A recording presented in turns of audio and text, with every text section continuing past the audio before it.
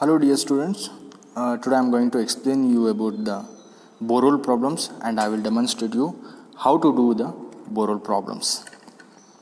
Before going to do the borehole problems, we have to come to know that why we need to study about the borehole problems, why the borehole is important. The first main concept is determination of the subsurface behavior of the rocks, their attitude recruited to the foundations, tunnels, and minings.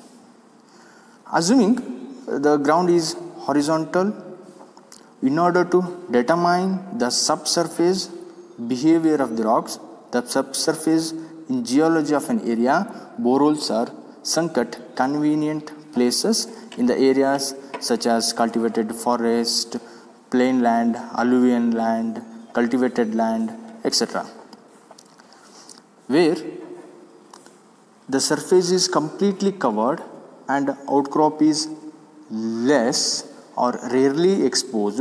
In such places, boreholes reveals the presence of subsurface geological formations and local deposit, and also borehole helps to know the type of the rocks which are present and as well as the soil type and soil thickness. The rock type and their attitude can be determined by the borehole data, which renders valuable information for planning, designing, exploration as whether the rock beds are massive, layered, or if the layers are horizontal or inclined or foliated or the faulted, etc. All the geological structures can be revealed by using the borehole data, as well as the lithological and mineralogical explorations, which means the resource explorations and the presence of resources can be easily estimated by the borehole, as well as the groundwater table determination can be easily identified by using the borehole data. We can also know through the study of the borehole logs about the lithology and mineralogical conditions of the rocks of an area, and also the depth of the ground water table, hidden mineral resources. Mainly, the boreholes are majorly used in the mining activity to estimate the resources and large structural construction foundation places. The borehole problems can be done by using the 3-point method and 4-point, by using the triangle and square. I will explain you about how to do the problems and the questions which occur in the borehole problems. The first problem on borehole data is 3 boreholes are sunk at 3 points of an equilateral triangle whose all the sides are 480 meter each. The first borehole P is west of Q and R is north of midpoint PQ. Boreholes P, Q and R reach the upper surface of the rich coal seam at 100, 220 and 260 meter depth respectively. We have to determine the attitude of the coal seam, and B, another borehole is sunk at S, midpoint of QR. Determine at what depth borehole S reach the coal seam. First you need to write this question.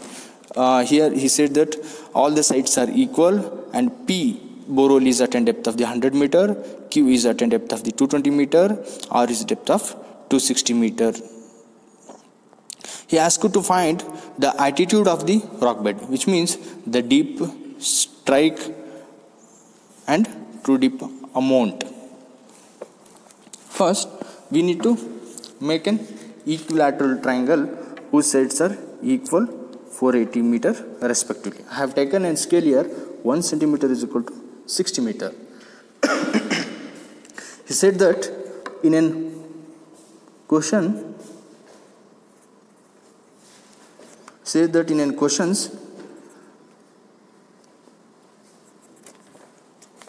P is we can write the given data here.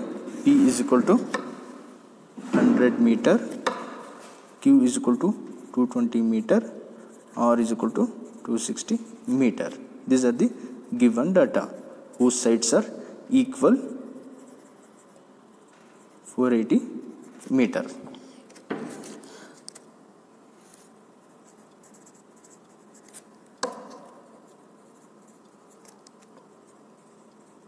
Meter. Yes, good. P is situated in the west of Q, which means this is the PB borehole, this is the Q. P is situated in the west side of the Q, and R is the midpoint of PQ. R is the midpoint of PQ. P is at a depth of the 100 meter, Q is at a depth of the 220 meter, and R is depth of the 260 meter. For this, again, if you done these problems in a graph, it will be very well and good. If you don't have a graph sheets, you can do it in a plain paper. I have considered the scale 1 centimeter is equal to 60 meter, which means if the sides are 480 meter, the length from the P to the Q and P to the R and R to the Q is 8 centimeters. Here, simply to understand, I have taken an depth diagram. This is not to the scale, depth diagram. In the problems, he is saying that the first borehole P is at an depth of the 100 meter and Q is depth of the 220 meter, R is depth of the 260 meters, which means from here we need to find out the altitude of the rock bed, and also we need to determine at what depth in the, which means they have given a midpoint in the QR is asked to find at what depth we will get the coal seam. This is the depth diagram, which is R is at 260 meter, P is towards the 100 meter and Q is the 220 meters. The first thing we have to determine the gradient of the PQ, because P is the least depth of the borehole, Q is 220 and R is the 260. First, we need to find out the altitude of the rock bed. Altitude means we need to find out the strike, true dip direction and true dip amount. For this, we need to find out the gradient of the PQ. Gradient of the PQ is equal to 180 divided by 480. 480 means whose all sides are equal.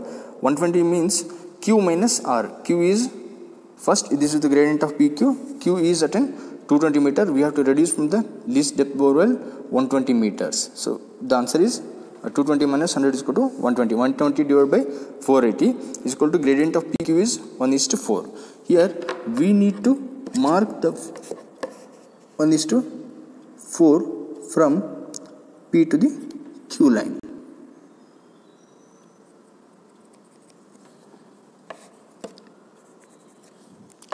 As well as same like we need to find out the gradient of the PR, because we are doing the work from the P, because this is the least count of the borehole. PR is equal to 260 minus 100 is equal to 160. 160 divided by 480 means 1:3. We need to mark from P to 3.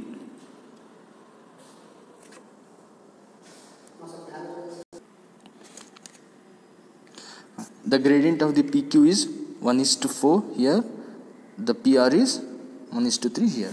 So we need to draw a line on these 2 points.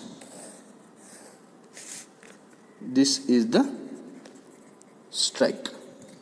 Now, as we have already studied and we know that strike is always perpendicular to the true dip. Strike is always perpendicular to the true dip. Now,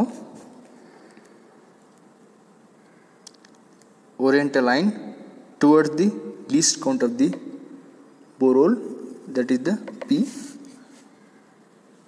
Extend a line.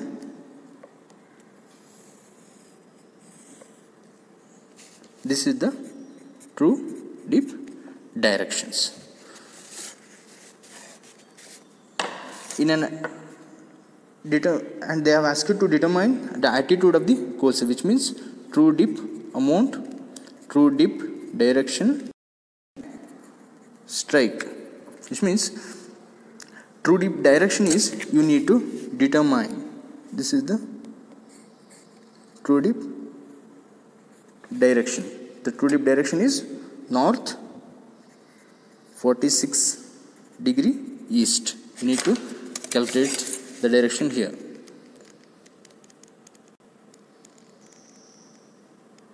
North 46 degree east towards the east direction, as well as true dip amount, which means you need to calculate the distance from where the strike to the origin point. 1 is to 2.9, and you need to find the direction of the strike, as we all know that how to find the direction along the strike line. You can mark the directions in the strike line wherever you want. It reveals north 45 degree west and south 45 degree east. This is the attitude of the coal seams. Now we need to find out another borehole is sunk at S, the midpoint of the core, and they have asked you to determine at what depth borehole S reach the coal seams, which means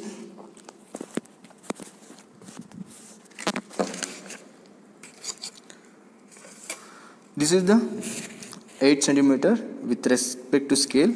Another borehole is sunk at S in the midpoint of the QR. This is the midpoint. We need to join this point towards the depth P, then depth of 100 meter. This is the S midpoint. Just we need to mark. Now we have to calculate the depth. The depth formula is to find out the depth, horizontal distance of PS into gradient of PT plus least depth of borehole. This is the depth formula. Depth S is equal to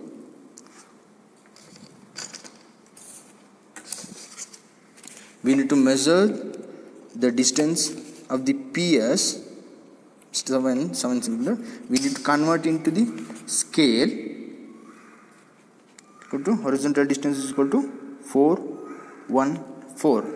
This distance into the with respect to the scale 414 into the gradient of PT. T means here where the midpoint line meets the strike direction. Where the midpoint line meet the strike direction, you can mention any letter. I have mentioned here as in T. The gradient of the PT. The gradient of the PT is 1:3 plus the least depth of the borehole is 100. So the answer is 238 meter. This is the least depth of this is the borehole S reach the coal seam. This is the depth S. So this is how to calculate the attitude of the coal seam, determine the attitude. This is how to calculate the attitude of the coal seam, and to find what depth borehole S reach the coal seam. This is the first problem I have completed here.